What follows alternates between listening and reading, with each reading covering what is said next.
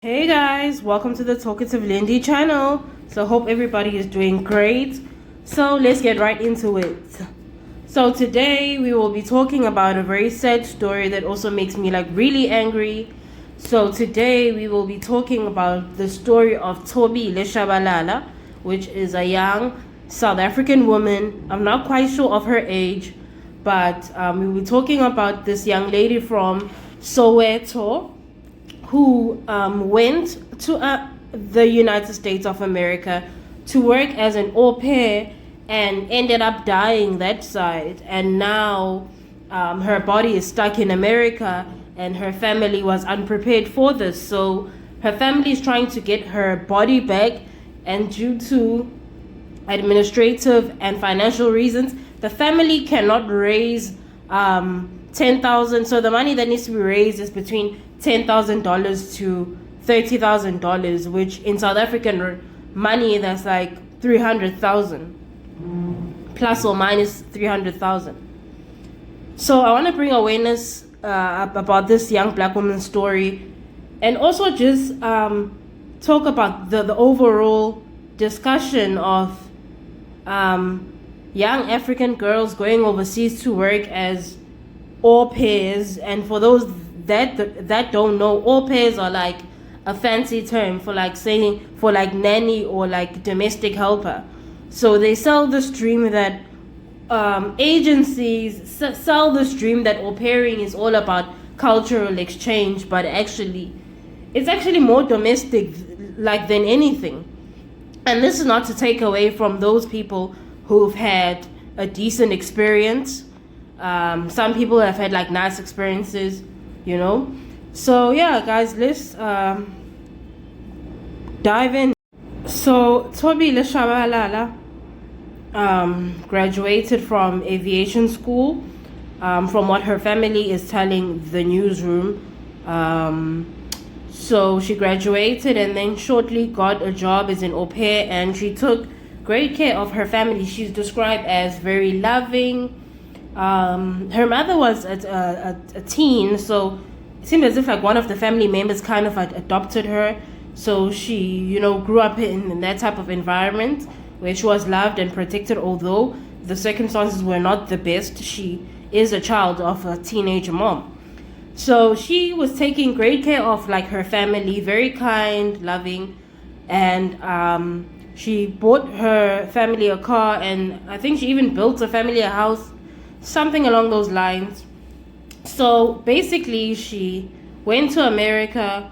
She was matched with this family through an agency. As we all know, this au pair thing is agency based, So shortly after being with her family, that American family, she was not happy.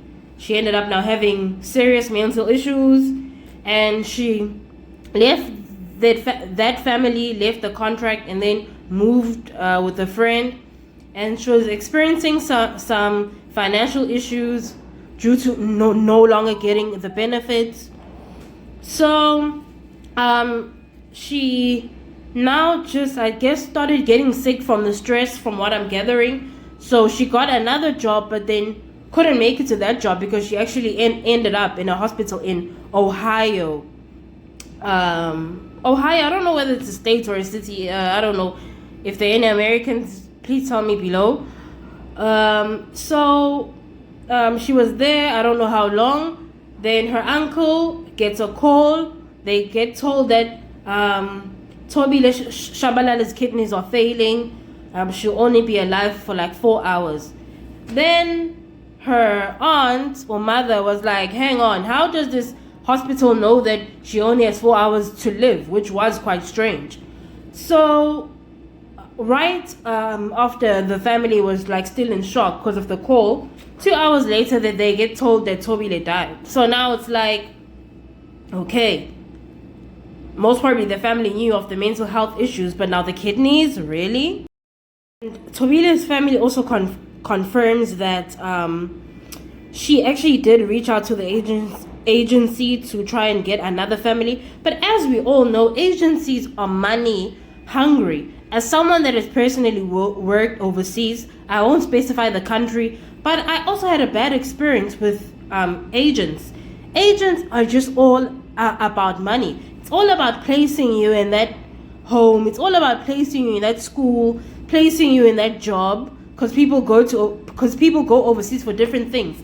And really, I really don't encourage for young women, especially young African women who are under resources, to go to these first world countries to work as domestic workers, essentially, because being a domestic worker itself, it's a very low salary. It doesn't come with much benefits, and even when you want to leave the country, you can't even afford a ticket back. Now it's like, what's the point of being overseas if now you've got nothing in your savings, and when something happens, you can't even take a flight back home? And this is not to shame the young women that do it, because it's very hard circumstances. Africa is rich, but it's like we don't realize it. Our government is not doing much about the youth that is now forced to go overseas and endure all these bad conditions. And this is personal to me, because I know what it's like to almost be stuck in a foreign country because of these selfish agents that just care about placing us. And being black in a foreign country, no one really cares about you.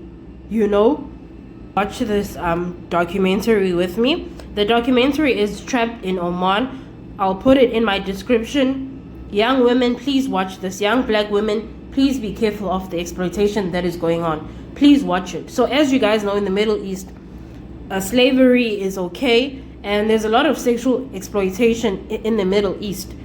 The Dubai Potter Party, you know how those rich Arab men take advantage of foreign women. So these black African women go to the Middle East through their country's agencies, and they get sold this dream that they're going to get paid in dollars. They're going to be, housework, domestic workers, and these girls are brutally sexually assaulted, beaten up, starved, and all these things. And the laws in the Middle East actually permit this. They allowed this to happen. It's actually like really, really sad, because now everybody sees Africans as the people that are to play with, because they know like how resourced our continent is, and they know how most African countries are have natural resources, but because we're still controlled by the West, we still suffer. So being a nanny is being a nanny. It is a job that puts you in a vulnerable position. You're in the hands of a family. If that family is abusing you, you still have to sleep in their house. This is just how we should now start looking at it. Like, what's the worst that could happen? At least move overseas for a job that can allow you to have your own place to stay. So at least, even if your job is bad, but now you have your own apartment. But now being a domestic worker, you immediately are in a risk of even losing your life, because after these people have arrested you, you still have to live in their house. I'm 2 weeks in to my au pair job, and I'm already so fucking fed up, because the host mom yells at me constantly over ridiculous shit. I have my own kitchen, but it's not like fully equipped, and I also don't have like any food. And I was told that I was welcome to their kitchen, I was welcome to the food in their kitchen, I was welcome to use their kitchen. And today's Sunday, it's an off day, and this morning I wake up and I go upstairs to get some bread and toast it, and then I was going to bring it downstairs to my apartment to eat. And while I'm waiting on the bread to toast, the mom comes out and yells at me and says, "What are you doing up here?"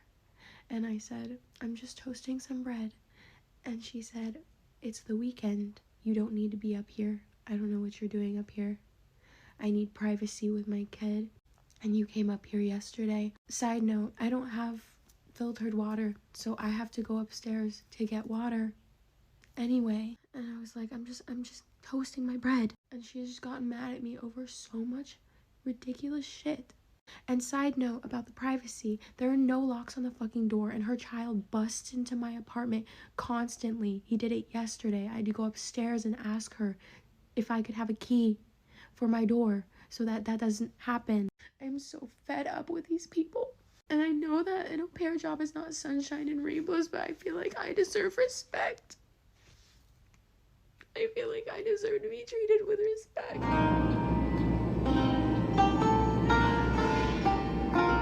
There's also a South African lady that posted a TikTok. It's a South African colored lady. So I don't want to post too many videos because I've seen tons of stories, but I just want to read the comments. So this lady was sharing like her au pair story, her nightmare. So this other lady said, I also went to au pair in America. There are rich people who fight over food. They would write their names on their snacks in the fridge. Yeah. So what does this really tell us? This tells us that having money will not make you a good person. Having money will not mean that you will be generous. Rich people are starving. They are domestic workers and nannies just because they can and just because they are evil. You have all the food in the world, you just choose to be evil. Honestly, I nearly fell for this au pair trap because of the currency difference. But honestly, I'm so glad that I went overseas for something else. And I was even able to leave that country after it messed me up. The uncle said that he's not the one that's in control of the GoFundMe. I'm not quite sure the story with that, you guys. Thank you so much for watching. Please tell me what you think about the story. I really would like to hear. Even people that have worked as au pairs overseas, I don't care which country, please tell us your story so to warn other young women to be careful. Please subscribe if you like my content, and please like, share. Mwah!